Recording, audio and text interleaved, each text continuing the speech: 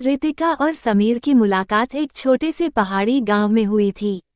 समीर एक फोटोग्राफर था जो गांव की प्राकृतिक खूबसूरती को अपने कैमरे में कैद करने आया था। रितिका वहीं की रहने वाली थी जो गांव की एकमात्र लाइब्रेरियन थी। दोनों की पहली मुलाकात में ही एक दूसरे के प्रति आकर्षण हो गया। समीर ने रितिका से गांव के बारे में बातें करनी शुरू की और धीरे धीरे उनकी दोस्ती प्यार में बदल गई। लेकिन इस प्यार की कहानी में एक रहस्य भी था। गांव में लोग कहते थे कि वहां एक पुरानी हवेली है जहां रात के समय अजीब घटनाएं होती हैं।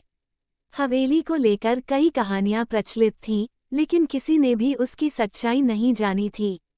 एक रात जब समीर और रितिका हवेली के पास से गुजर रहे थे, उन्हें वहां से एक अजीब सी आवाज सुनाई दी।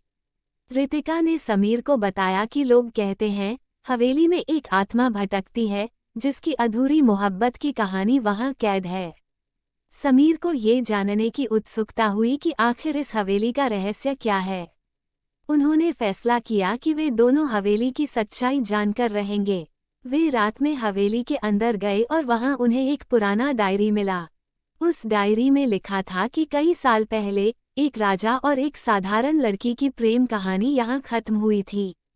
राजा की प्रेमिका को मार दिया गया था और उसकी आत्मा आज भी अपने प्रेमी के इंतजार में भटक रही है। जब वे डायरी पढ़ ही रहे थे, तब अचानक से हवेली की बत्तियां बंद हो गईं और एक साया उनके सामने प्रकट हुआ। वो आत्मा अपने अधूरे प्रेम की कहानी सुनाने लगी और बताया कि वो रितिका की पूर्वज है।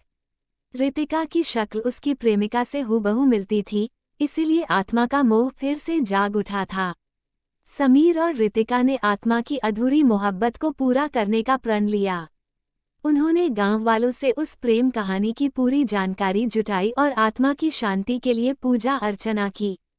आखिरकार आत्मा को शांति मिल गई और उसने रितिका और समीर को आशीर्वाद दिया। इसके बाद हवेली में अजीब घटनाएं बंद हो गईं और रितिका और समीर की प्रेम कहानी भी एक नई शुरुआत के साथ आगे बढ़ी। यह कहानी बताती है कि सच्चा प्रेम समय और स्थान की सीमाओं से परे होता है और उसमें अद्वितीय शक्ति होती है जो किसी भी रहस्य को सुलझा सकती है और आत्माओं को शांति दे सकती है।